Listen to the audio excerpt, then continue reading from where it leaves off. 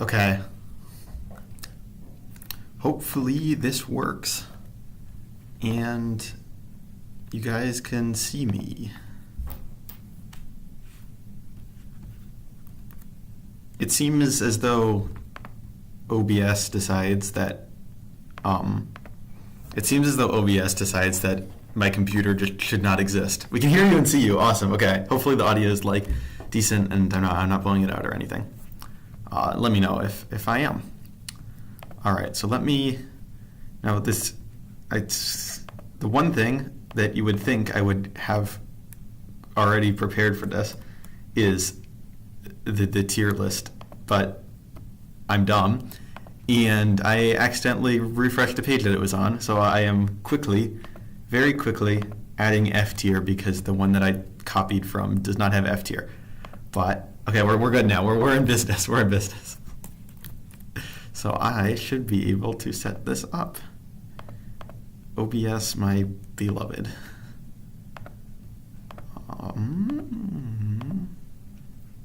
All right. And I'll put myself on top of there. And this needs to be way smaller. All right. So, why is it cut off at the top? Whatever. It doesn't matter. Today is the day.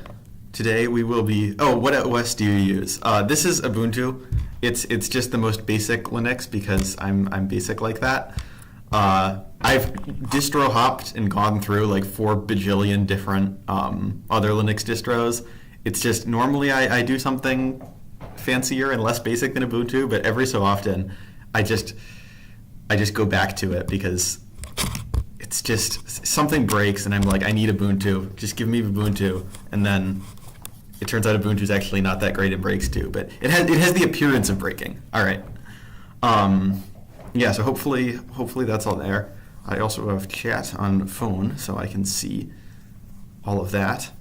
I can use my hoodie as a tripod again for chat. You all get to be on top of my hoodie. I'm like that, but with Linux Mint. Yeah, I'm actually thinking about switching to Linux Mint because it's kind of what I actually want Ubuntu to be. But Ubuntu being stupid just gets in the way all the time. Like snaps are awful. It just everything just there's always some stupid thing. It's always Ubuntu's fault. But we have here all of the elements. I think. Hopefully, there's not any of them missing. That would be very sad.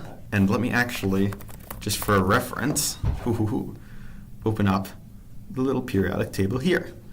So this is the periodic table of all the elements, and it's great. And one of the things is that we're gonna make a tier list of all the elements, but we're not gonna go in order because the problem with going in order. I was talking with some people. I think it was either Astral or maybe Warpy. I don't know. I was talking with one of you guys on the Syzygy Altair's Discord server about how to do this. And I think what we're going to do is we're going to go hydrogen, then lithium, then sodium, then potassium, and we'll go by groups. Because the thing is that, if you don't know, the elements in a group have pretty similar properties because they have the same number of outer electrons.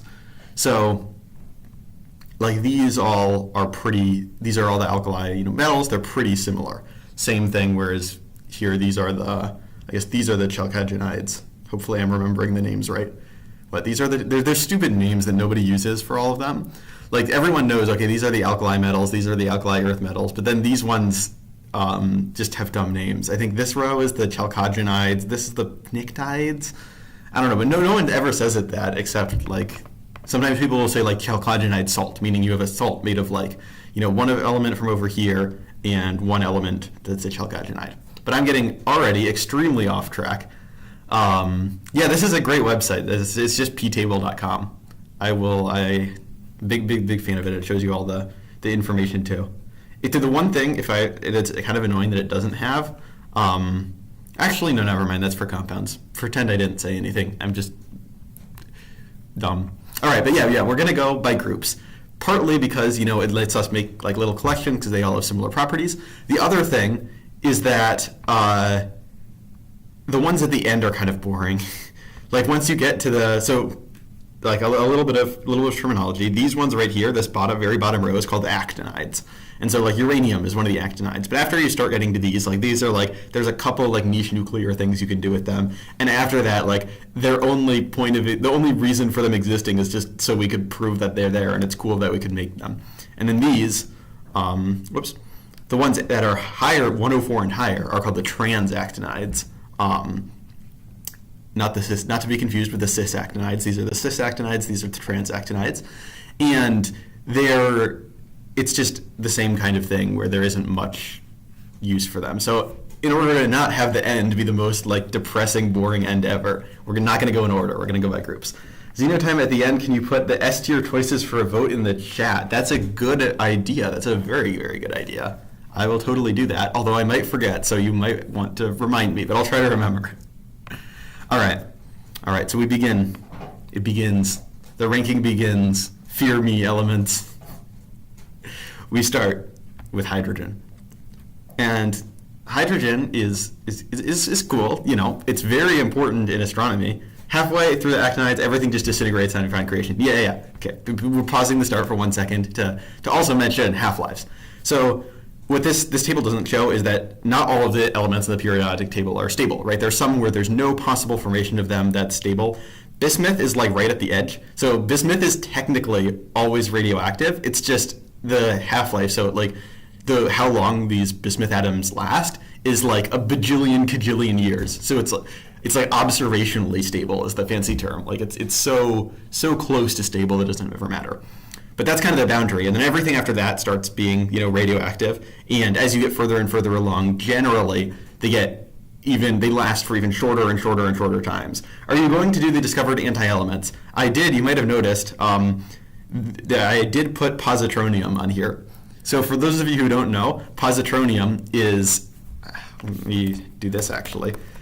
Get a little picture. So positronium is kind of like an atom where instead of the positively charged nucleus, you have antimatter electron. And since it's positively charged, then it kind of makes like a sort of pseudo-atom. And so positronium's symbol is PS, so we have the Photoshop logo over here representing it. And that's, so yes, we have positronium. There are other niche ones I think you can make, and there's lots of weird but very cool, like obscure, or not obscure, there's a word for it. Like elements, but not just made of protons, neutrons, and electrons. You can make like muonic hydrogen, for example. So hydrogen, but muons. Okay, but where's unobtainium? Unobtainium is unfortunately very, very hard to find. I would have had it. I would have put it on this list, but I couldn't obtain it. I'm not sure why that is. Ooh, bismuth, yes, bismuth. Shout out bismuth for like the whole fact about it being observationally stable is a cool fun fact. But bismuth is really useful and awesome and makes cool, pretty crystals, and we love bismuth. Exotic atoms. That's the word I was thinking of. Yes, and my computer has decided to freeze again because OBS wants to murder me. Okay.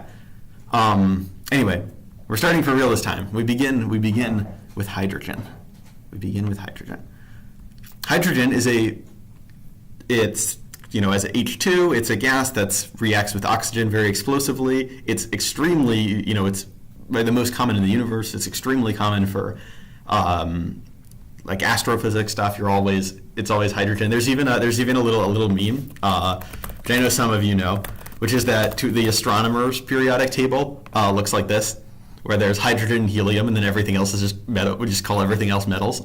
So hydrogen is very, very important for space stuff. On Sizzy G. Altair's Discord, she was quick to point that out. Hydrogen is great. It's pretty cool. It obviously participates in a lot of compounds. Most compounds have hydrogen somewhere in them, and you can even, one of the things I didn't know about until fairly recently is you can have, for example, this is not a ranking. I'm just putting them up there to show you. So if you have sodium, oxygen. Who needs to like draw chemical figures when you can just drag them into tier list, right? So this is like sodium hydroxide. So we have the way this would sort of be interpreted is you have sodium, which is positively charged with like +1 positive charge, and so that you have a sodium ion, and it's given. The sodium ion is given an electron to this sort of bound hydroxyl group, so an oxygen and a hydrogen bonded together. And this forms sodium hydroxide, which is like drain cleaner. But it turns out you can actually make compounds with just, like you can make salts basically, where it's just alkali metal or even any other metal and hydrogen. And so these are called hydrides, and they're kind of obscure, but they make for very, very strong bases, like acids and bases. There's like super acids, and hydrides are actually a good way to make super bases. And there's all kinds of they're pretty obscure, but you can do all kinds of cool things with them, and I think they're really fun. There's even, actually, we'll save that. I was thinking of something else, but we'll save it for later. So, I mean, hydrogen is a good start. It's pretty great. It comes up a lot in space stuff. And I'm deciding between S and A tier because, like, it is kind of in everything. And hydrides are cool, and it does lots of stuff. But for now, we're gonna prioritize other stuff. We'll put it in A tier for now. Now we have sodium. Sodium. So sodium, you probably know from sodium chloride, is just like ordinary table salt. Let me put this here, actually. There we go. That's where it's supposed to go. So sodium chloride is ordinary table salt, and you can make salts with basically any of these. Lithium chloride. Wait, no, I did it. Oh my gosh, I already did it in the wrong order. Lithium is next. I knew something was wrong. All right. Okay. We're back to lithium. We're doing lithium now. I already messed it up. Oh my gosh. It's lithium time. We're ranking lithium. So lithium, you probably know from lithium-ion batteries, which, aside from the part where they explode, is antihydrogen ranked higher than hydrogen. I didn't put antihydrogen. I just put positronium. I guess I could make. I don't know the symbol for antihydrogen though. We can have like positronium just represent like exotic atoms in general. Because I honestly, spoiler alert, I'm probably going to put just all exotic atoms in S tier because they're all really cool. But it's lithium time. All right, it's lithium time. So lithium, you probably know from lithium-ion batteries, they can catch fire sometimes, but they have a very, very good energy density. You can fit a lot of energy in a very small space. Lithium itself is also reactive, and I might be doing some fun little experiments with lithium soon. Hint, hint, wink, wink, nudge, nudge. But lithium's really cool. It's a very, very reactive metal. There's one of the fun things about lithium is that lithium battery energizer. You can just get, if you go to the store, you can just get these, batteries that are just like lithium batteries. And if you rip them apart, you cut into them, they have a pure lithium foil inside. So it's not very often you can get mostly pure elements just from like going to Target or whatever. But in the case of lithium, you actually can. And since it's a very, very reactive metal, it's a common thing where people will like drop the lithium foil into water, and it makes a big red fire and explodes. Lithium has a red flame color, which is very cool looking. So lithium, I will be putting in B tier. I will be putting lithium in B tier.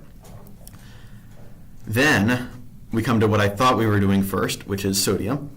And sodium is another alkali metal, so it's very reactive. It reacts very strongly with water. For a while, we weren't actually sure how it reacted with water, like why it made the explosion it does. It turns out to be something very unintuitive called a Coulombic explosion, which I don't know much about, but you can look into that if you want. Sodium is very cool, and it's also important for like life and stuff. There's sodium chloride, it's ordinary salt. Sodium hydroxide is probably the most common base. I mentioned like NaOH. That's basically the most common, like people use like sulfuric and hydrochloric acid as like some common acids. Sodium hydroxide is generally the most common, like strong base. So sodium is pretty great. It reacts with lots of stuff. It makes cool compounds. But it's not as fun as lithium. There are some interesting battery things. Lithium is cool. And maybe I'm biased because I'm currently, starting working on a lithium project, but I think sodium gets C tier. Although I'm kind of wishing I made more tiers now because this is a lot of elements. I feel like I should have more fine-grained distinctions, but it's all right. It's all right.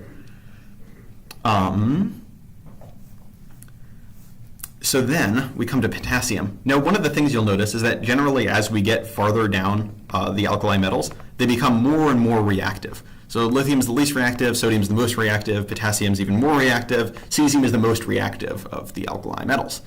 So you can, and reactive is actually pretty well defined here.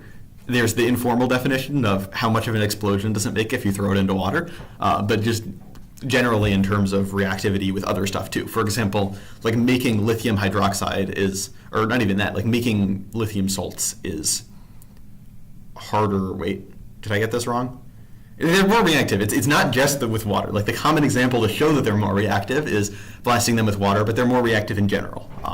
It has to do with their ionization potentials, which you notice a little trend. They go down as we go down the list. It's right here. But we're not going to worry too much about that. We're going to talk about potassium being cool. So potassium is really cool in many, many, many ways. It's kind of like the cooler sodium, in my opinion. So I think I'm going to put it in B tier. But I need to justify it. Why does this go in B tier, by the way? So potassium, again, it does very similar things to sodium, except it's more reactive.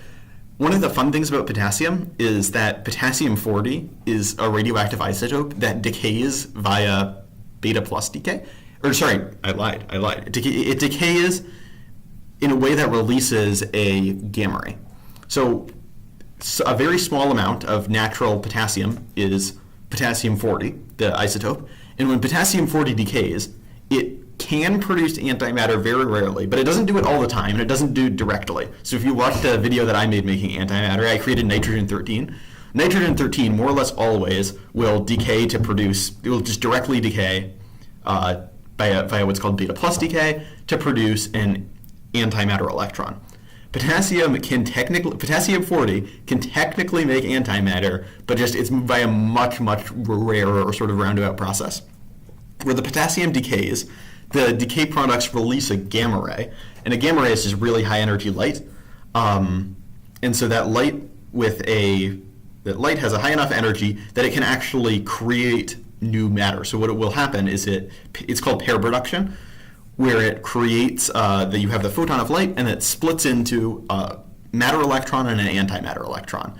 So it's kind of the inverse of annihilation. So when you have a matter pair and when you have a matter particle, the corresponding antimatter particle, they can combine together to make just light. You can go the other way. If you have sufficiently high energy light, that a single photon of light can just produce matter and antimatter. So yes, this is potassium-40 is why bananas are radioactive. It's also a major contributor to why we're radioactive, and basically all living things are. Lithium is also an OG, one of the 3 pre-star elements. Yeah. Lithium's one of the. As you get higher up, they become. These are the the elements that can form as part of sort of the universe, early universe too. Not early universe, but they matter more to space. Again, the astronomer. Remember the astronomer's periodic table. So lithium just barely didn't make the cut. Lithium is just barely didn't make the cut for the astronomer's periodic table, not being a metal, but it is. It's still cool to have some elements from the top there. So potassium, the fact that bananas technically make antimatter, even if it's like one antimatter electron every, I think, 75 minutes or something. The Thought Emporium has a very fancy detector and actually left it out for a day with the bananas inside shielding and was able to prove it. But yeah, the radioactivity stuff alone, as a bit of a radiation nerd, makes potassium really cool. The fact that bananas make antimatter is very cool to me, as I'm sure you can tell. But it's also just kind of the cooler cousin of sodium. And in fact, if you combine sodium and potassium, you get an alloy that is liquid at room temperature. So sodium and potassium, actually most of these alkali metals, have very low melting points. So they're relatively easily liquefied. If you combine sodium and potassium, you get a eutectic mixture. So again, this is actually where the video of mine comes in handy for reference. During the radiation shielding video, I made a eutectic alloy of, where are they? Of bismuth and tin. I'll just show it here. We have bismuth and tin, right? So we made a eutectic alloy of bismuth and tin, where when you combine them in the right ratio, the melting point is much lower than the melting point of either of the elements alone. You can do the same thing with sodium and potassium to get an alloy that is liquid at room temperature, and there's lots of that. It's just cool. It's just really cool. It's this alloy that's extremely reactive and dangerous, but it's liquid at room temperature. It's really fun. So yeah, it's NaC, and it's called NaC. Seriously, it's called NaC. That's so fun. So potassium is going in B tier. Rubidium. Rubidium is either an extremely important element or a completely useless, obscure element, depending on how close you are to the atomic physics department. So basically, what's happening here is that rubidium is just another alkali metal, and again, it's more reactive than potassium, which means it's kind of more of a pain to deal with. And it doesn't have that many uses. So I mentioned like sodium chloride is ordinary table salt. Lithium chloride is a very cool compound that I hint may or may not be making at some point in the future. Potassium chloride is basically just a sodium chloride alternative. Again, potassium is sodium's cooler cousin. Rubidium chloride is a thing that exists. I think it's really only used for like weird DNA experiments where presumably you use the rubidium as like a target of some kind. I'm not really sure. Does potassium gain or lose points for having a weird symbol? Oh yeah, because I think it gains points. I think it's cool. I think the Latin symbol names are cool. RB is random. Yeah, so for most people, rubidium is just totally random, like why is it there? I guess it's a reactive element. Element 117 on top. Tennessine? I mean, this is cool. Tennessine's cool. I know what you mean. Welcome in, by the way. So rubidium, again, for most people, rubidium is totally just this random, obscure element, but atomic physicists, if you read atomic physics papers, they do absolutely everything with rubidium. Because oftentimes what you're trying to do is you really wish you just had like an electron, right? You want to have a system where it basically is like you have an atom with one electron. You want an atom that's, the fancy word is hydrogenous, right? You don't want to have to deal with all the confusion of having multiple electrons. You just want to have basically one electron in its outer shell that you can address. And rubidium is just the one that people use. Cesium is too reactive and kind of a pain. The other alkali metals just don't work as well. So rubidium has kind of become the standard for atomic physics experiments. And in atomic physics experiments, it's rubidium. Everything is done with rubidium. And for everyone else, it's just this completely random, weird element. There is actually one other cool thing about rubidium, though, which is rubidium closed optical loop. I'm gonna fail explaining this, so I'm going to instead go to a excellent write-up that I can, if I can find it, from a quantum computing company. There we go. Basically, they had a great picture of this. There we go. So, rubidium-85 is somewhat unique in the fact that it has this thing called a closed optical loop. So again, this is Penny Lane. I want to give credit for this great article. But basically, you can think of when you're doing atomic physics experiments, a lot of time you're trying to or building a quantum computer, or building a quantum computer, or all of this stuff. You want to be able to have an electron. You can excite it or not excite it. The way it works with rubidium, in particular rubidium-85, is you have two different ground states. There's basically two different excited states and two different versions of this. And the way it works is if you pump energy, so if you excite it up to, you don't know which ground state it's in. This is sort of the problem with these having two ground states and having two excited states is you don't know which one it's in. But what you can do with rubidium that you can't really do with all of them, you can't really do with every element, is if you excite it, so the normal 0 state will go to the normal 1 state. The normal 0 bar state will go to the 1 bar state. And then it turns out that it's more likely, much more likely, to decay to the 0 state than the 0 bar state if it's in the 1 bar state. And it's not symmetric. If it's in the 1 bar state, you're definitely going to decay to the 0 bar state. So what you can do is basically just excite the photons, wait for them to collapse back down to ground state, and now you know that they're in a single ground state. So you don't have this confusion of multiple ground states, or you do initially, but you can alleviate it very easily. So that's another thing that makes rubidium great for atomic physics experiments. So I don't know, atomic physics is cool, quantum computers are cool, rubidium is awesome. So I'm gonna put rubidium. Does it go in A tier or B tier? I mean, I don't know. Quantum computers are pretty cool. I'm putting it in A tier. Just joined. What did my boy sodium do to be C? Here's the problem. The problem with sodium is potassium is just cooler sodium. Throwing sodium in water is awesome, but if you throw in potassium in water, it does the exact same thing. It's just way more reactive. It just can't compete with the awesomeness that is potassium. That's why sodium gets C tier. I would have put it in BC if I had have thought ahead to how many elements there were and made that many tiers. Or made correspondingly many tiers. This is very few tiers for this many elements, but it's fine. Sorry, sodium, you just can't be. Potassium just has you beat. All right. Yeah, I mean, quantum computers are dope. Rubidium gets A tier. I'm a sucker for it. All right. Now we get to cesium. Cesium is a fun element. Okay, yeah, that's fair. See, I have at least someone supports me on this. And then actually, this was Rain's idea from the chat, who is also like a streamer and YouTuber, and you should go follow her. But what she suggested was we'll go through the elements that are in S tier, and at the end, chat will be able to vote on whether or not they really deserve it. So we'll have that at the end too. But all right, cesium time. It's time to talk about cesium. Cesium is extremely reactive because again, these alkali metals are already pretty reactive. If you've ever seen sodium dropped in water, and as you get further and further down, they just get more reactive. Cesium is even more reactive. But it's yeah. Go subscribe to Rain. Cesium is basically just the most reactive alkali metal, and that's kind of its only main thing until we get back to our friend nuclear physics, because cesium-137 is a very, very one of the more commonly seen radioactive isotopes. So when I was in lab class like a couple weeks ago and we were measuring radioactive sources, one of the sources we had was a cesium-137 source. Much of the fallout in Chernobyl is cesium-137, and in certain areas of Europe, there's even a little bit of environmental cesium-137 contamination, not enough to be dangerous. All this, it's kind of crazy how much fear mongering is, and how whenever you say radiation, everyone thinks it's automatically totally crazy scary. It's not like that at all. The amount of cesium-137, it's just environmental contamination, is not really a problem, but it is crazy because we're really good at detecting it. Again, think about like radioactive nuclei are basically just like announcing their existence.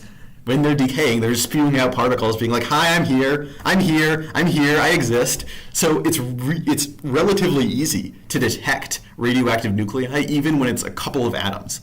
So what this means is that we can actually detect cesium-137 contamination from like Chernobyl and stuff, and from other environmental sources too, in like seafood, which is totally insane. Again, we're well past the range of it's actually dangerous.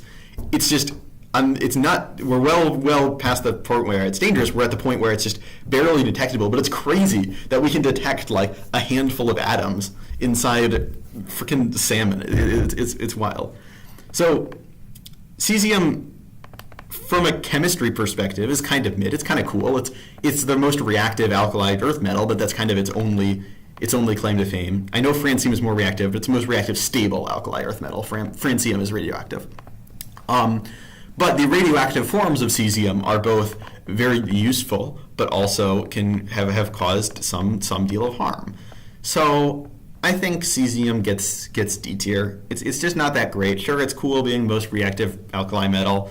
Although I don't know, cesium-137 sources are pretty cool, and it's not that bad. We'll put it in C tier for now. I might be shifting these around, but yeah, there's the cesium contamination is not that. It's obviously problematic, but it's not like it's the actual number of deaths is really not that high, and that is just true for every nuclear accident in the world.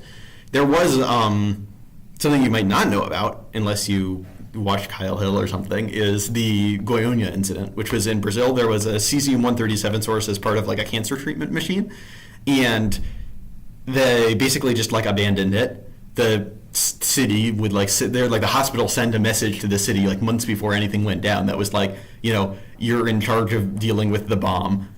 And yeah, so there's a cesium-137 source, and it was just sitting there, and basically some scrappers like just took it apart, and it was terrible. But again, cesium, so that makes me a little hesitant to put cesium too higher, just because that incident was so awful. But we can put it in C tier. I think it can go in C tier. All right. I remember hearing francium is less reactive due to relativistic effects. Maybe? I have some vague recollection of that too. We are going to go to francium now, and I will cut to the chase. Francium is just kind of lame. No one really uses it for anything. It has an extremely short half-life. It's very radioactive. France. It's the pissing on the streets element. Like nobody likes it. It's just lame. Sorry, France.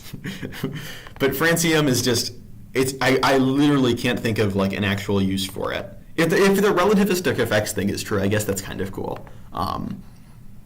But like, there's this, it just doesn't do anything. It's the most reactive. It's supposed to be the coolest, most reactive alkali earth metal, but because it's so unstable, no one actually does anything with it, and there's barely even any just existing. It sucks. Francium sucks. So francium is going into, does it go into F tier? It's going into F tier. It's going to F tier for francium. All right, now we're on to the next. We're on to the alkali earth metals. Ho-ho. Number 2. Never apologize to the French. All right, that's fair. That's fair. We're on to beryllium. Beryllium is terrifying. So, it looks just like a metal. Beryllium sample. I can't type. Beryllium just looks like any other metal, and in this form, it's just a metal. It's all right. F in the chat for francium. Yeah, exactly. That's why I put an F tier. Beryllium just looks like an ordinary metal, but it turns out that inhaling beryllium, tiny particles of beryllium dust, even in literally like nanogram quantities, can cause, in a certain subset of the population, so some people are basically mostly fine with it in very small quantities. Again, it is toxic just in general, but there's a certain subset of the population, which is basically impossible to tell who it is beforehand, who will, upon inhaling just a tiny amount of beryllium, will experience something called berylliosis, which is a potentially deadly, incurable lung disease that's absolutely terrifying, because it can be literally, billions, like it's a couple, like maybe 10 billionths of a gram or something. It's absolutely tiny amounts. Like you can have like a single piece of dust in a single like tiny particle of dust in a volume of air that's like, the size of a washing machine or something, and that's enough to be deadly. Like berylliosis is incredibly terrifying and scary. I was actually, a little story time, I was walking through the basement of the engineering building at our university, and I was just like stunned because I'm just walking past it. There's some signs, they have some labs with signs on the door that are like, oh, there's some chemicals here. If you go by the semiconductor place, they'll have hydrofluoric acid, which we'll talk about a little bit later. But then there's a sign on the door of one of them that was like, beryllium work area. And that was terrifying, because beryllium is incredibly dangerous, incredibly toxic, absolutely scary. Beryllium is useful. It's also useful in very limited things. It's used to make X-ray optics mostly, and for some other niche nuclear stuff. It's used in nuclear stuff as a neutron multiplier. So certain isotopes of beryllium, if you hit them with one neutron, they decay producing 2 neutrons. It's pretty useful and handy. It's also, because it's such a light element, we're only on element number, right? This is element number 4. Because it's such a light element and has such a low atomic number, radiation can pass very, very easily through it. So a fun example of this is that beryllium is almost transparent to most X-rays. So it's kind of like beryllium to X-rays is kind of like glass to glass is to regular light. So you can do all kinds of crazy stuff with it. And aluminum was originally, people would use other elements, but they quickly realized that beryllium is sort of the superior choice, because it's a much lower atomic number. It's much better at letting X-rays through. And so there's all kinds of crazy things people do with that. X-ray optics is wild.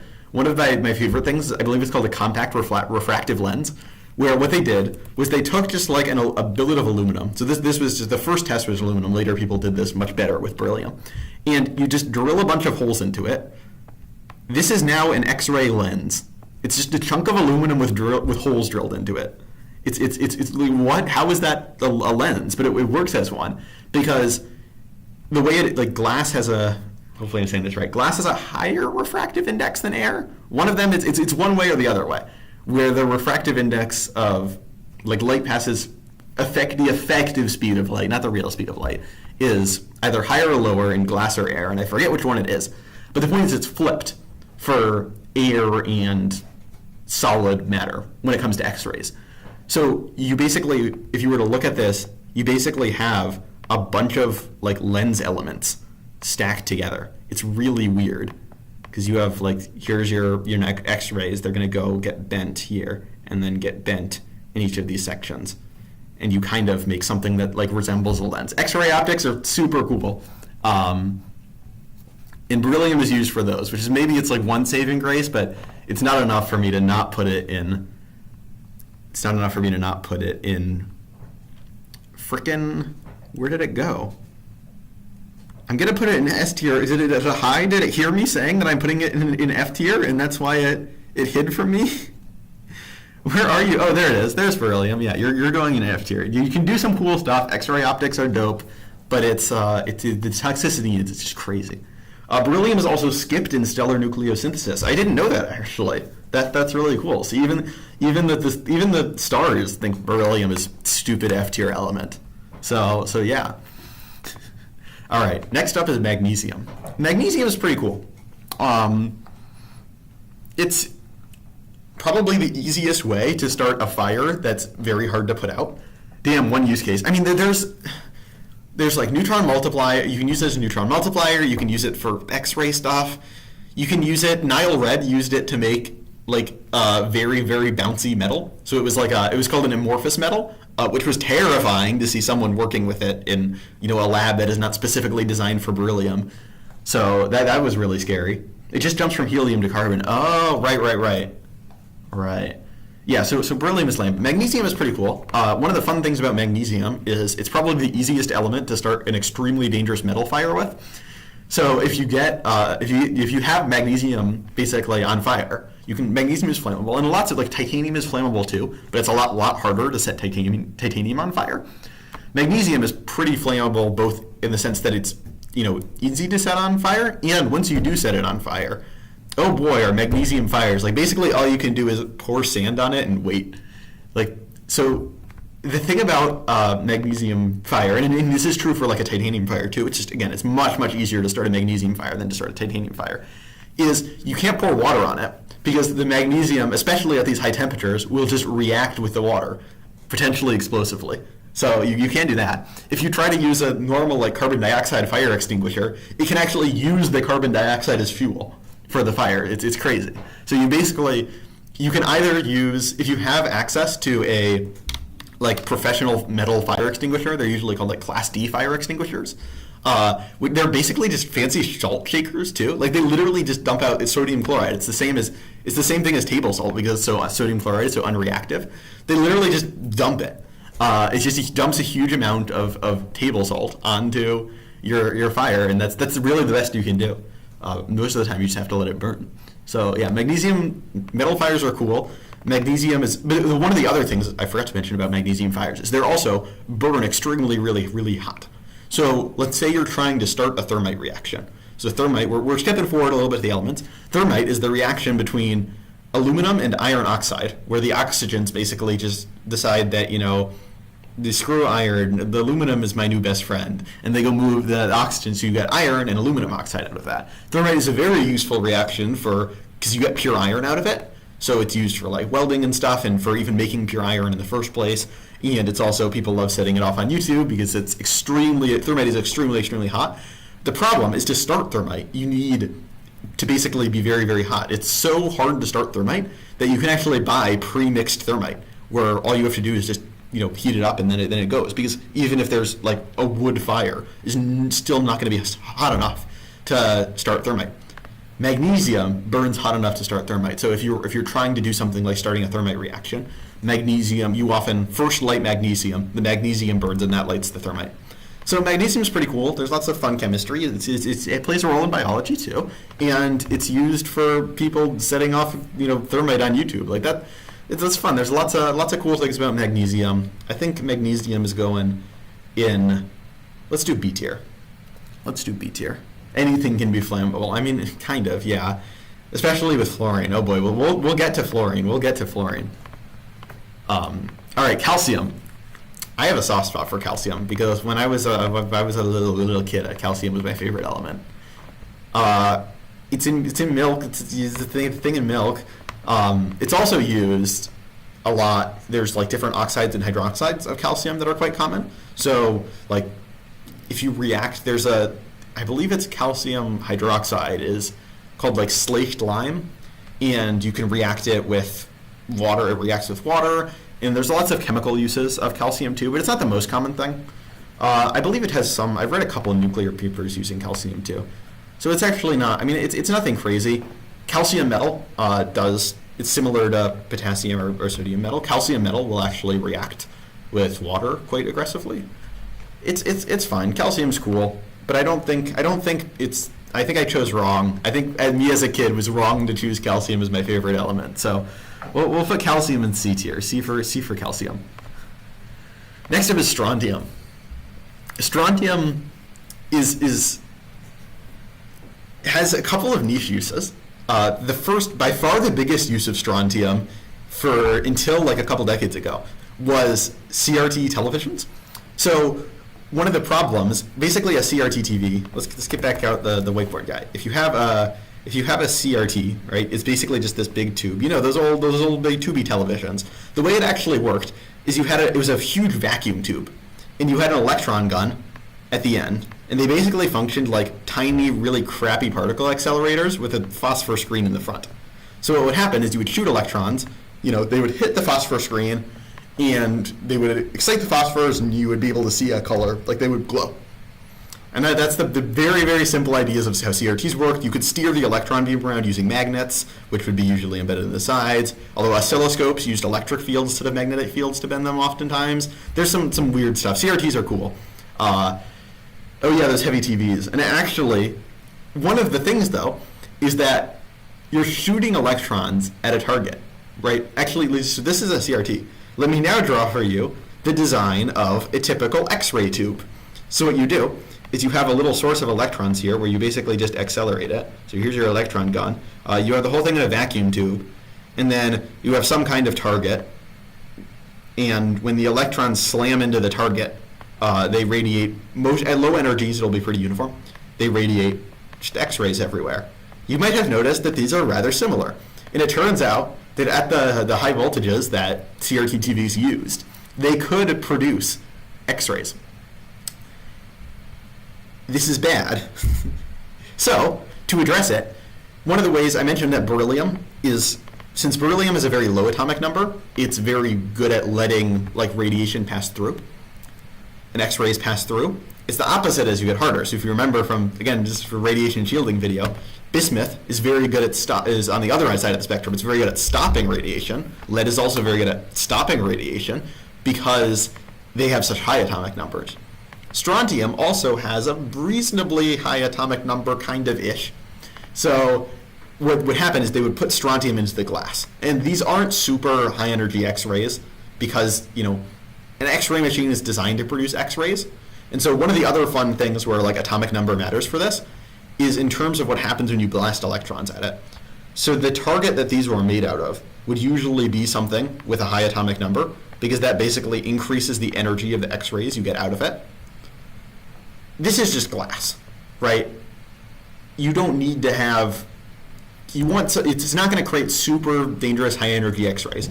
So what you want is something with you basically want something that has a high enough atomic number to block X-rays, but not such a high atomic number that you end up making higher energy X-rays and being even more dangerous.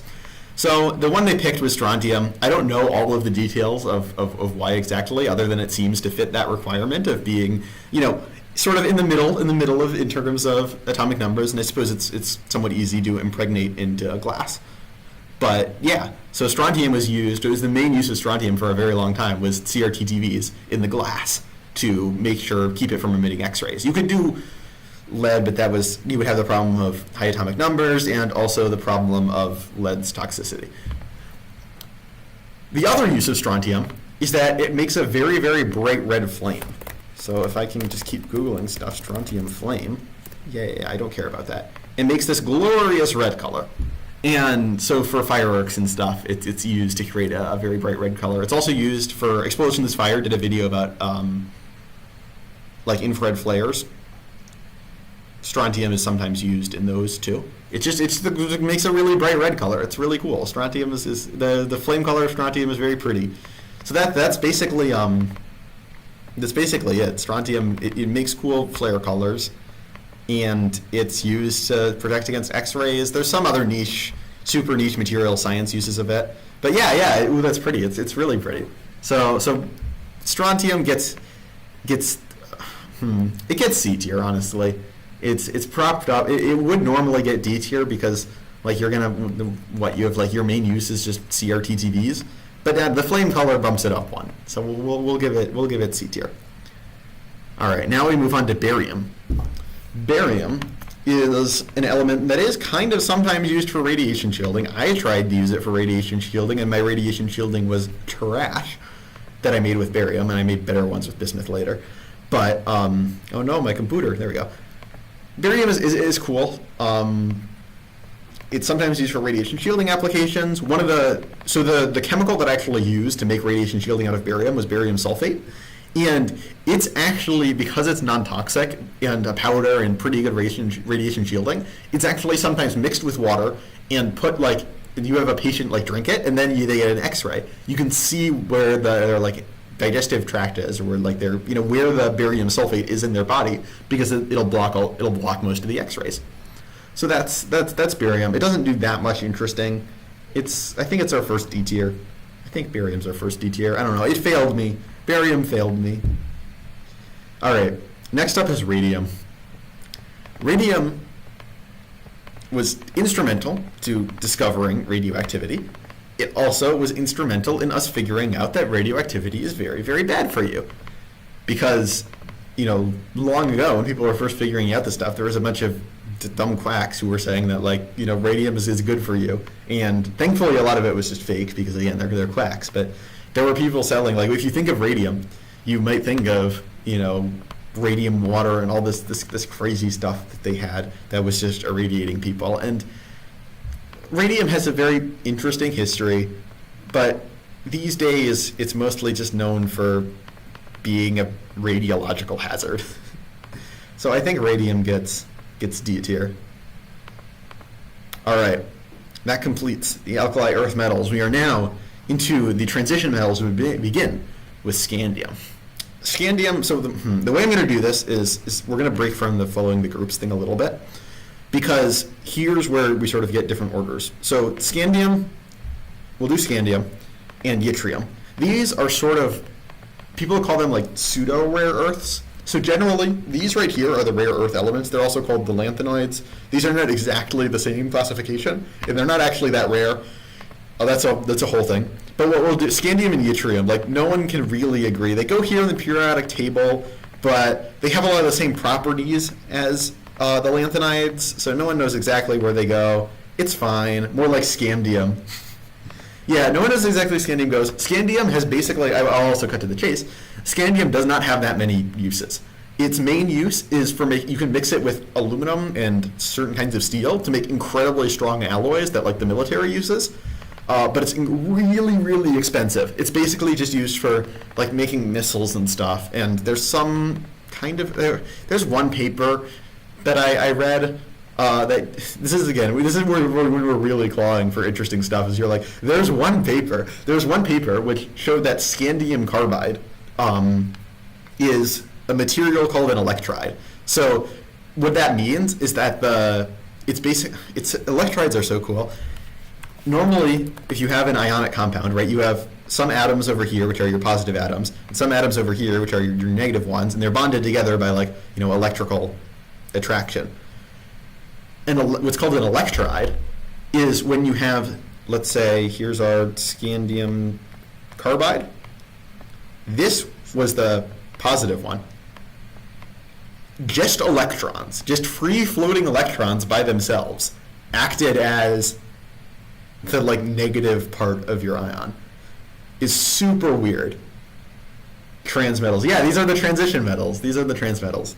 And also these are the lanthanides. Underneath the lanthanides are the actinides. And the ones that are after the actinides, so 104 and higher, people call them the transactinides. So, we have the normal cis-actinides. Whoops. No. So these are the cis-actinides, and then everything above 104 is the transactinides. So anyway, electrides are this very cool thing that there's a bajillion of them. People have made them out of all kinds of stuff. but yeah, it's where you basically have it's like you have a chemical compound where just free floating electrons are part of the compound. It's super weird, super cool. It means they kind of act like a metal in a way, but they're also really not metals because it's a full-on compound. It's super weird. And scandium carbide is cool. I read a cool paper because it's an electride, but it's actually also a semiconductor. So it's a semiconducting electride. It's very weird. That's basically the only other cool thing I can think about scandium doing, other than the fact that they make missile alloys out of it. Scandium's it's kind of lame. It's D tier. It's D tier. It's not F tier. F tier is going to be for like toxic shit. It's D tier. Next up, yttrium. Yttrium is quite cool. Yttrium is used for making a bunch of different things. The thing that comes to mind first for me is YAG, so yttrium aluminum garnet, is used to make lasers. Yttrium is also part of a lot of different scintillators. So these are some of the ways that one of the like common things that you do with totally random elements is use them to detect gamma radiation. So you have basically some material, which is called a scintillator, and when a gamma ray hits it, it turns that, like, you have one. Scandium is a fun name. But anyway, so you have your super high energy gamma ray. Let's say that this is like, I don't know, 1 million electron volts or something, and you want to turn that into. You want to be able to detect this. So what you do is you shoot this at a scintillator, which a common one is what's a common one? There's a bajillion of them. Let's say LiSO. So that's let me see get it right. Lutetium, yttrium, orthosilicate, I think. So we have oxygen, silicon, yttrium, our friend yttrium, and lutetium, which is a super obscure element. I'm getting ahead of myself because being part of a scintillator is basically the only thing it does. But again, that's ahead. We haven't gotten to lutetium yet. Anyway, so we have our 1 mega electron volt super high energy photon. What happens when this hits a scintillator is it will turn that into a bajillion, not a bajillion, but a bunch of lower energy photons, all of which have the same predetermined visible light wavelength. So these are just going to be like, oh no, my computer, there we go. So these are just going to be like blue light or something, right? Computer, hello, I'm alive. Blue. So this is going to emit blue light, or as I like to call it, BL. Shout out Yowie. So yeah, the thing though that's really cool about this is the energy of our outgoing photons is always going to be the same, but the number of photons is dependent on the energy of the initial photons. So instead of like a Geiger counter, we'll just tell you, there's a particle, there's radiation. A scintillation-based detector will actually give you a spectrum by energy, so you can see, there's a bunch of them, and then a little peak or something, or because of weird physics, it'll often look something like this, where you have a decay and then a big peak. And let's say if you're observing like a cesium-137 source, for example, you'll see this very rich spectrum. Whoops. So let's say we're looking at a cesium-137 source, and that's what's emitting the gamma rays. Cesium-137 emits gamma rays with an energy of 662 kilo electron volts. Woohoo. So we'll have a big peak there, but that's not the only thing we'll see. We'll have a bunch of stuff here from background radiation. We'll have some super sharp peaks, which are from this radiation hitting other atoms and causing those other atoms to generate X-rays. Then we'll have this sort of thing here, which is called the Compton edge, which comes from inside the detector itself, having sort of an incomplete conversion. And then we'll have a big peak at 662. So you can use this to see not just as the radiation, but what kind of radiation is present, right? What energy is this? And when I made my antimatter video, I used, a scintillation-based detector to see, hey, there's this tiny little peak right here at 511 kilo electron volts. And that energy corresponds to an antimatter particle annihilating with a real matter particle. Specifically an antimatter electron annihilating with a positron, an antimatter electron annihilating with a real electron. There we go. When those happen, it'll produce 2 photons of 511 kilo electron volts of energy, and through the power of scintillators, I was able to detect that. So scintillators are really cool. They're awesome and great, and yttrium is used to make quite a lot of them. And it's also used to make really cool lasers, and it's just kind of a fun element. I mentioned electrides before, yttrium. carbide, just like scandium carbide. Again, you can sort of see that these groups often do behave very similarly. Just like scandium carbide was an electride, yttrium carbide is also an electride. And there's even a really cool one. There was another paper about. I feel like I should be. Oh no, it's dying. No, the computer is so slow. Can I do it now? Oh my gosh, what the heck? Which was, I believe it was yttrium and silicon. If you mix them together in the right ratio and get it hot and stuff.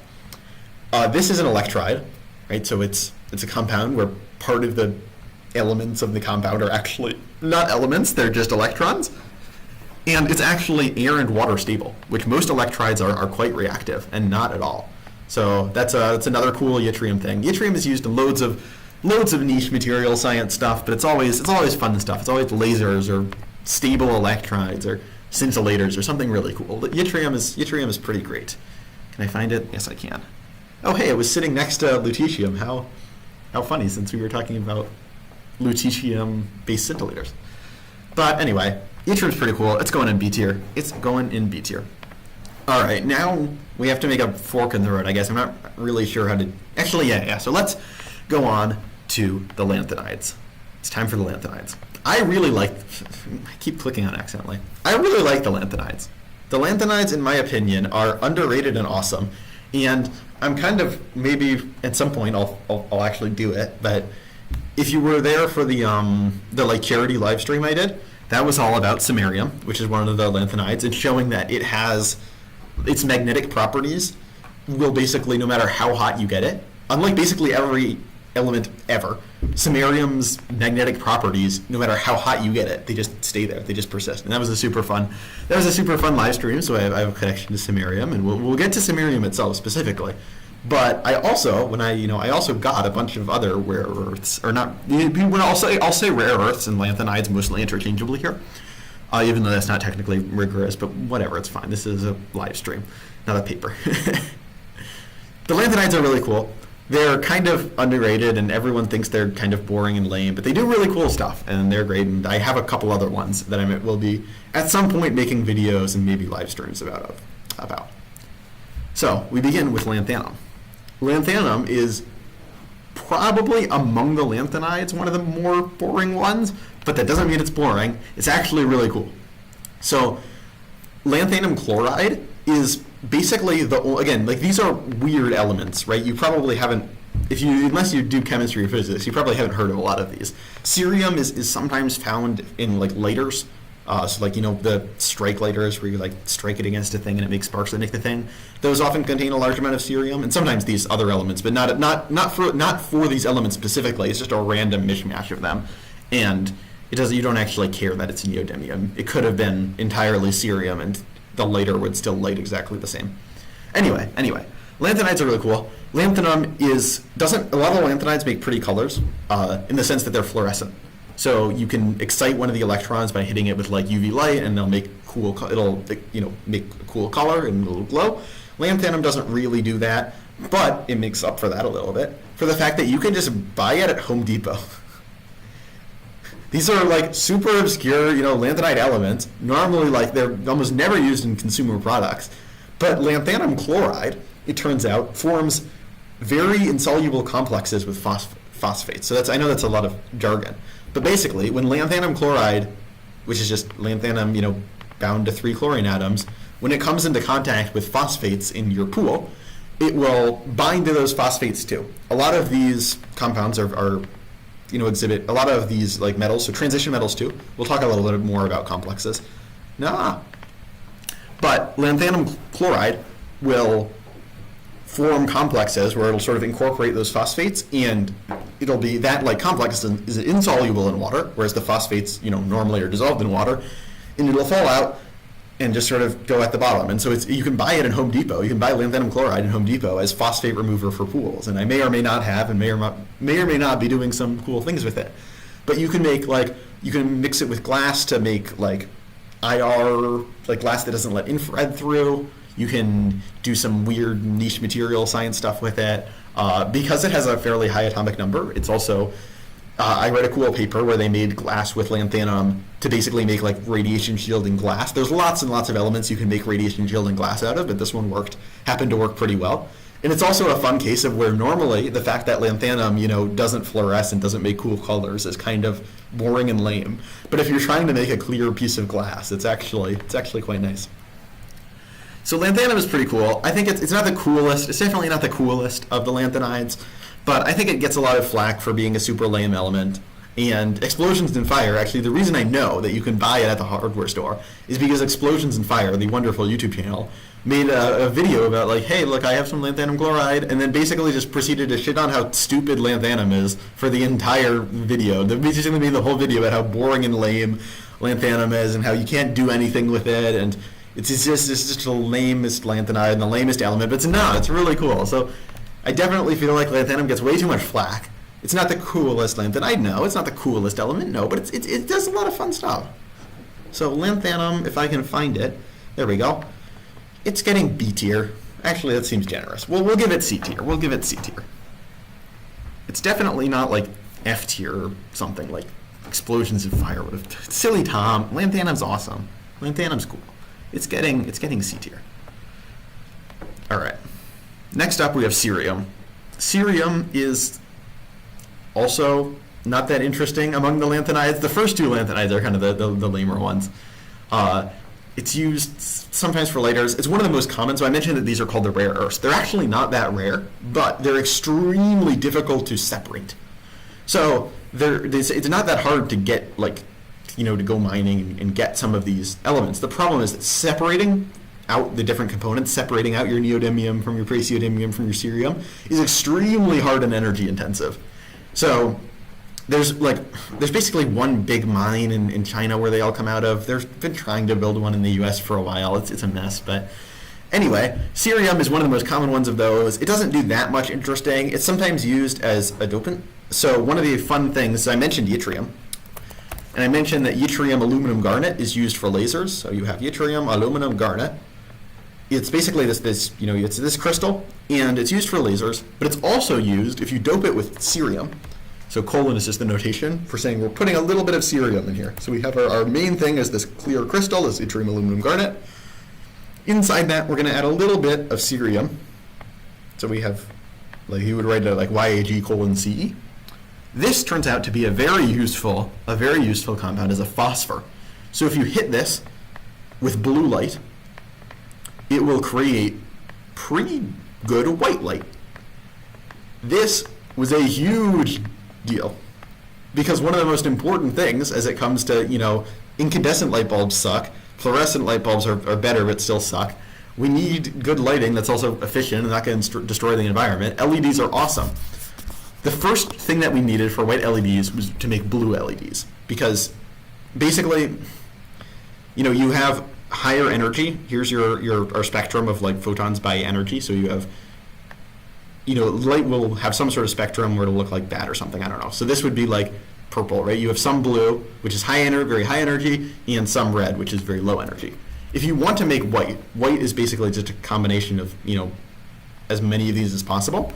You need to start with blue because you can turn, it's very easy to turn, or it's not very easy, but it's pretty doable to turn high energy photons into low energy photons, right? So if I have a blue light, I can turn that into less bluer light and some yellowish light and some red light and some, I don't know, you can get the whole spectrum if you start at one end of it. If you want to go the other way, if you want to start with low energy photons and turn them into high energy photons, you either have to violate conservation of energy, which you can't do, or you have to somehow combine multiple, which is very difficult to do. It's possible. It's called upconversion, but it's a total nightmare. So the first thing we needed to do to make white LEDs was to make blue LEDs, which was a whole thing, and the inventor of it was Shuji Nakamura. The Veritasium actually is a great video explaining the whole story. It's a crazy story. But eventually we got blue LEDs. The point of this is not to talk about blue LEDs. The point of this is to talk about how we go from blue LEDs to white LEDs, which is today almost exclusively by yttrium aluminum garnet doped with cerium. So that's the saving grace in this case, I think, for cerium. Cerium doesn't do that much interesting, but white LEDs are really, really important, and cerium being a component of that is quite cool. So let's do, it's the same as, we'll put it in D tier. It's just, I don't know. Actually, yeah, white LEDs are really important. It's going in C tier. There's going to be a lot of elements in C tier, I think. Maybe I should have added more tiers, whatever. Now we get to praseodymium. Praseodymium is cool. Praseodymium, what is this, chemistry class on a Thursday? It's such a nightmare. The schedule that I have right now is on my Monday. My Mondays look like this, all right? Here's my Mondays. In the morning, I have chemistry lecture. Then right after that, I have chemistry discussion. Also before lecture, I have a bunch of like assignments to do that are like pre-lecture that I have to do before lecture. Then I get to eat lunch. So here's lunch. And then after lunch, I have, no, it's not that long. I have my really long lab, chemistry lab. And then after this, I have to do the lab report. The lab report is due the next day at the same time that lab ended the previous day. But I also have physics lab the next day at roughly the same time, except it's longer. It actually starts earlier, so it goes up to like here. And I have another lecture in the morning. So, I don't have time to do my lab report on Tuesday, so I have to, here's me doing my lab report until like midnight on Monday, and my entire Monday is just all chemistry, and it takes the whole day, and it's like 12 hours of work, and it sucks. Anyway, that's me venting about my questionable schedule. Thursday is like the one day that I don't have to do any chemistry stuff, and I'm doing it anyway. That was such a tangent. Whatever. It's praseodymium time. Praseodymium is I think a really cool element, partly because praseodymium acetate, praseodymium compounds have this lovely, beautiful green color. Look at that, it's so pretty. There's also praseodymium hydroxide too, but I don't think that looks like such a cool green color. Actually, now's a good time to mention the way a lot of this stuff works. No, praseodymium. Fuck you, praseodymium. No, I can't die. The downside or upside is that it has the upside has a cool name. The downside is it's a very hard to type. Hydroxide. Okay. There we go. So these compounds are very electropositive, I think is the right term. But basically, it's not like sodium where if you put it in water it explodes. Praseodymium and a lot of these elements, if you take the pure metal and put it in water, it won't explode, it will react, and it'll turn into the hydroxide. And then you can do other stuff from there. So yeah, the hydroxide has this green color. I think the acetate has a really beautiful color, which I have back here. They have these such cool green colors. Wait, says neodymium. Wait. The page is praseodymium acetate. Praseodymium acetate. It says neodymium acetate. I can tell you for sure that this is praseodymium acetate. The neodymium compounds don't make this color, at least neodymium 3 compounds. So they must have just labeled it wrong. Get owned. Get wrecked, Wikipedia. Anyway, praseodymium compounds are lovely green color. It's also used to make something called didymium. So I believe it's praseodymium and neodymium mixed together. You put that into glass, and it basically ends up filtering out. Don't know about cool. It's definitely unique though. Yeah, it's a unique name. You can see on the little periodic table thing they even like squished it to make it fit. Squished the name. Oof, my physics lab gives it like 3 days and the experiment's over 2 weeks. Yeah, we have a similar thing for our physics lab. It's over 2 weeks and then it's like on Tuesday and then we submit our lab report. We submit our lab report on Saturday is when it's due. I'm doing all right. I want to hear how you guys are doing too, though. I'm curious. How are you doing this Thursday? All right, but anyway, if you have a mixture of praseodymium and neodymium, the exact mixture I don't think doesn't matter a ton, but you put it inside glass, you end up with essentially a filter, and that filter blocks out. Oh, I was talking about the color. The name is cool. Oh, it's totally a cool color. It's not just a unique color. It's a cool color. Come on. Anyway. When you have this mixture, it's called didymium, and you put it in glass, it acts like a filter that blocks out sodium's emission line. So if you excite sodium atoms, they make this super bright orange color. Praseodymium and neodymium inside glass will block that out. So didymium glass is used by glass blowers because it's very common to have sodium atoms inside glass in order to basically, it's part of the composition of the glass mixture. I think it's part of the flux, but it doesn't exactly matter how. The point is, you have sodium ions in the glass.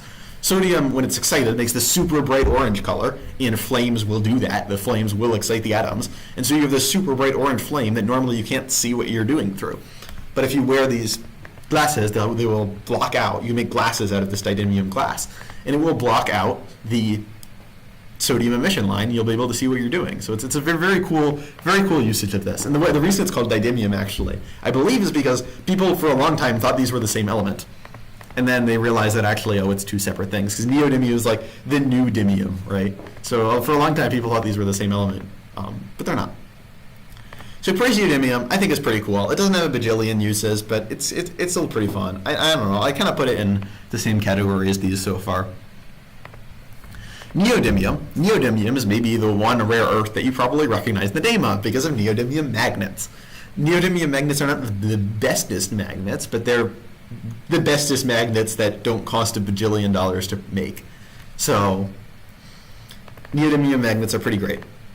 Neodymium is also used for lasers. So I mentioned yttrium, aluminum, garnet. It's going to keep coming up because yttrium. Where did I put yttrium? Yeah, okay, good. I want to make sure. Should I put yttrium in A tier? I mean, I don't know. I keep bringing it up. Yttrium is pretty awesome. I'm putting it in A tier. So I mentioned that yttrium, aluminum, garnet. Whoops. Yttrium, aluminum, garnet. If you dope it with a little bit of cerium, you get that phosphor you can use to make white LEDs. If you dope it with a little bit of neodymium, or actually, wait.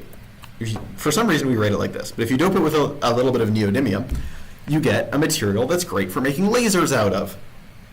Pre is also a prefix for before. I didn't know that, but that definitely makes sense. So yeah, we have the before dymium and the new dymium. It's cool. Thanks for that. I didn't realize that. Yeah, so neodymium is also, it's mostly used to make magnets these days, but it's also used to make lasers and some stuff. And neodymium compounds also look pretty cool. Neodymium, I guess I can just show the hydroxide to get a nice comparison. So they have this nice little purple color, pinkish purple. It's very cool, and it's also fluorescent. I believe it's fluorescent, like reddish. But yeah, it's very fun. It's very fun. Neodymium's cool. Magnets are cool. I think just the fact that you can make these magnets out of it and whatnot. I think that puts it to B tier. It's just it has the edge over these guys, and the fact that it has a lot of the same things. It can be used to make the cool glass blowing glass. It makes cool colors. It has a lot of obscure, interesting uses. Yeah, it's a really lovely color. This is the acetate salt, and then I have the hydroxide right here. This for praseodymium is interesting. For praseodymium, the hydroxide is the more muted color, whereas for neodymium, the hydroxide is the more vibrant color. So I have no clue why that is, but it is quite cool. So yeah, neodymium, and you can also make all these cool magnets out of it. Neodymium is great. Next up is promethium. So promethium is one of the two elements, technetium, and promethium, are not past bismuth, yet they're still radioactive. It's just sort of a quirk of nuclear physics that you cannot make a technetium atom or a promethium atom that is nuclear, a nucleus that is stable. Promethium basically is, again, it's super obscure. There's some weird geological dating technique you can maybe do with it. As far as I know, the only use that I know of promethium is for incandescent light bulbs. I lied, fluorescent light bulbs, right? Those big tubey ones? One of the things you need to do with those light bulbs is you need to initiate a spark, right? Here's your big spark, and then that basically starts up the fluorescent light working. You need to have this electrical discharge that's your spark. I don't know, is that a little lightning? I don't know. Anyway, one of the things that radioactive elements are sometimes used to do is to make it easier to make sparks, because you've often heard, you've probably heard ionizing radiation refer to radioactive, and UV is also ionizing radiation. But what that basically means is that if I have some atoms of just air or whatever sitting around here, right? If I hit them with ionizing radiation, it'll split up into an ion and an electron. So we'll say this is positively charged, and then here's our electron. What can happen then is if this is positively charged, right, and this is negatively charged, and we're trying to get sparks to go between them, an electron, the electron will go over here, the ion will go over here. We're essentially creating a very small amount of current. And once you have a little bit of current, then you can form a spark, and a spark can maintain itself without anything else. So a lot of like things that depend on sparks forming, if you want to very reliably form sparks, what you can do is you can take these little, I've drawn them as little balls here. You can put a teeny tiny amount of radioactive material at the end. Nickel-63 is quite a common one, but supposedly in some fluorescent lights, they used promethium-220 or 222 or something. I don't remember exactly what the isotope was, but it was some isotope of promethium that they used. That's literally the one usage of promethium that I know of. The promethium is kind of lame. Sorry, you're going in D tier. Actually, F tier. That's just stupid. It's just stupid. I don't know.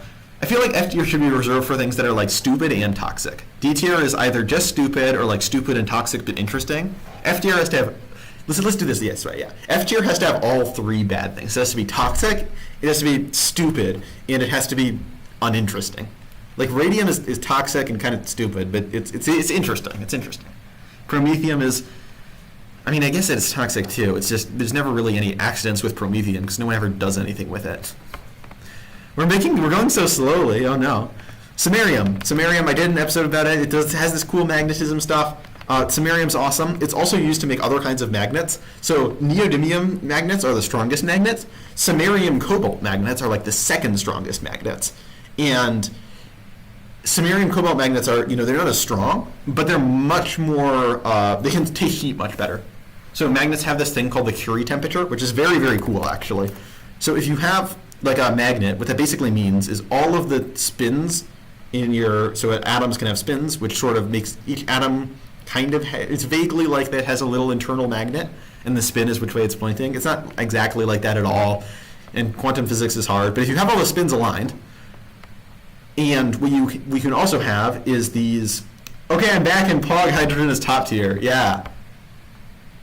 Hydrogen, it's either going to be S or A tier. I haven't totally decided this yet, but it's definitely in one of those two.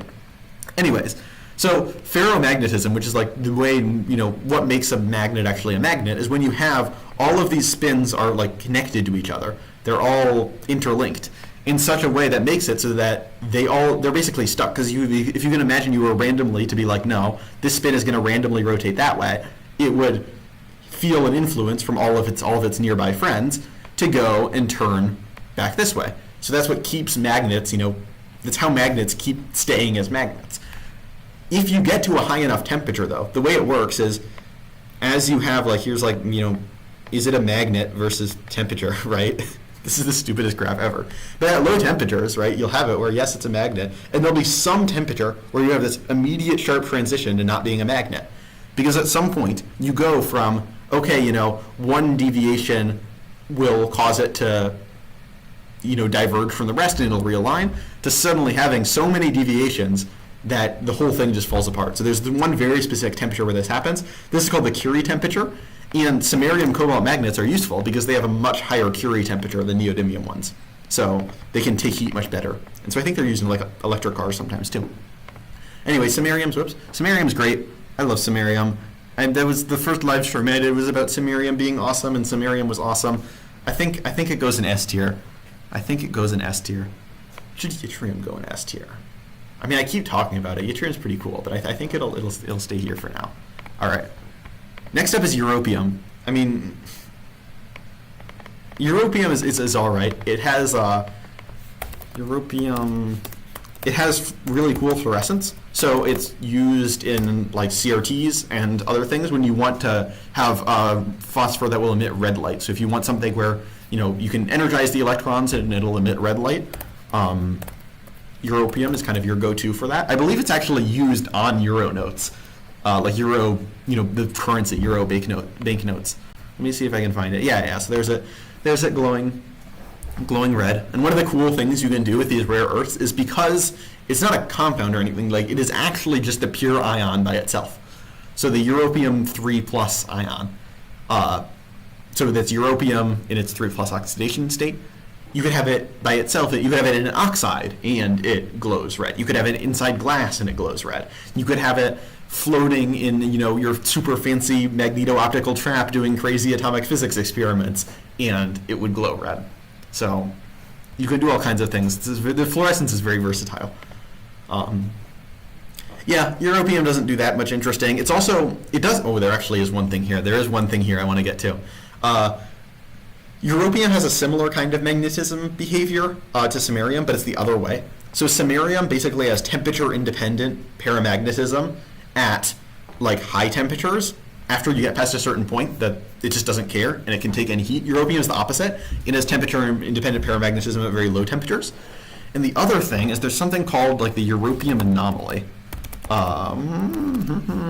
europium anomaly. So if you look in the crust at if you look at rocks, this is geology. Geology is awesome. At how often, how much you can find, the abundance of the different rare earths, you'll see that there's this super weird thing where europium is totally different from the rest, and it comes back to our good friend oxidation states. So I mentioned europium 3+. That basically just means europium is bonded to using 3 different electrons that are involved in bonding.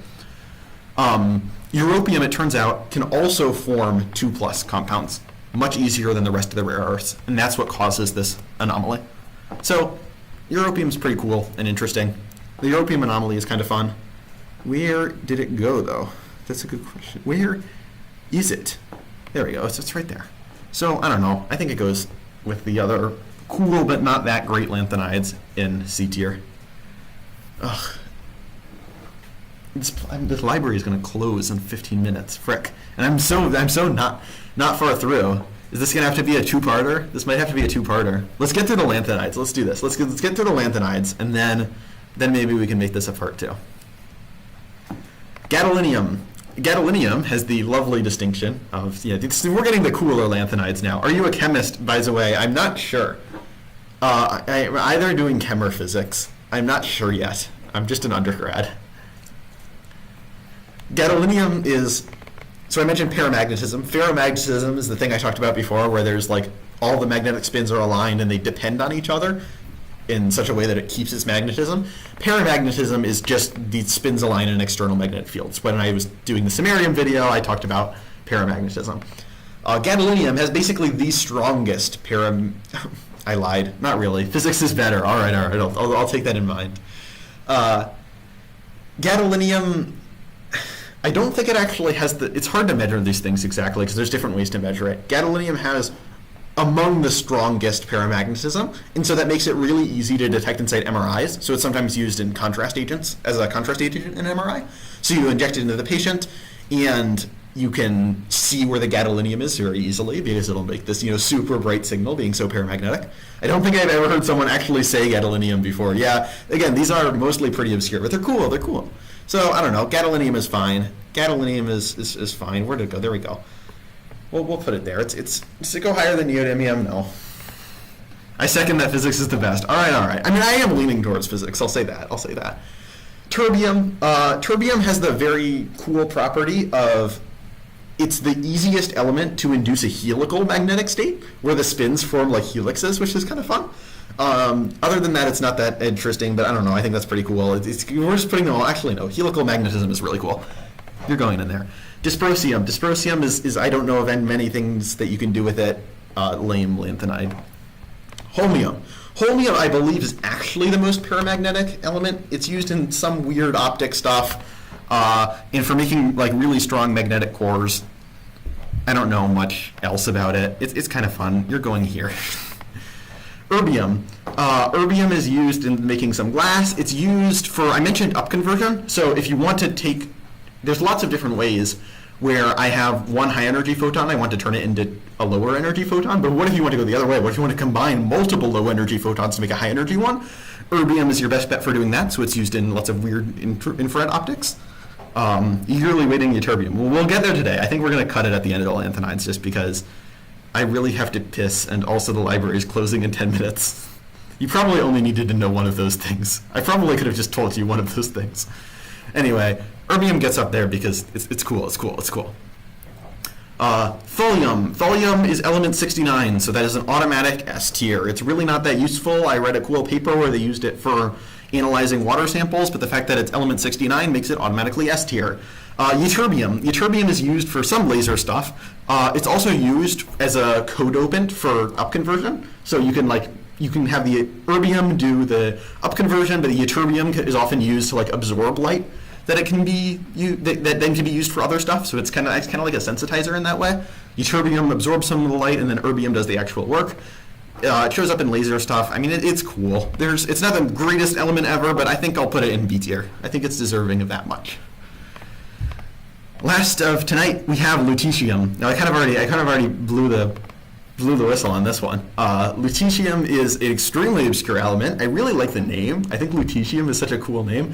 I know ytterbium is my friends in the optics lab. Yeah, it's used for niche optics stuff. Again, I believe mostly just because sometimes people use the ytterbium ion by itself, but a lot of the times, it's used because it's very good at absorbing certain wavelengths, and then you can do other stuff with that afterwards, like have that energy pass to erbium, and then the erbium can do upconversion. But lutetium, I think, has a really cool name. It reminds me of a fantasy anime or something. I feel like it's a character or maybe a place in a fantasy anime. I don't know. It's a cool name. The only real use of lutetium that I know of is scintillators. So LISO is lutetium yttrium orthosilicate, I think. But one of the cool things is, so these scintillators, they're radiation detectors. You put in one, your radiation, which is in the form of a super high energy photon. You get out a bunch of lower energy photons, and the number is proportional to the energy of your initial one, so you can count them and measure energy of your photons and get a spectrum, and you detect radiation. It's great. But one of the really cool things about scintillators is that lutetium itself is kind of like potassium in that naturally occurring lutetium is a little bit radioactive.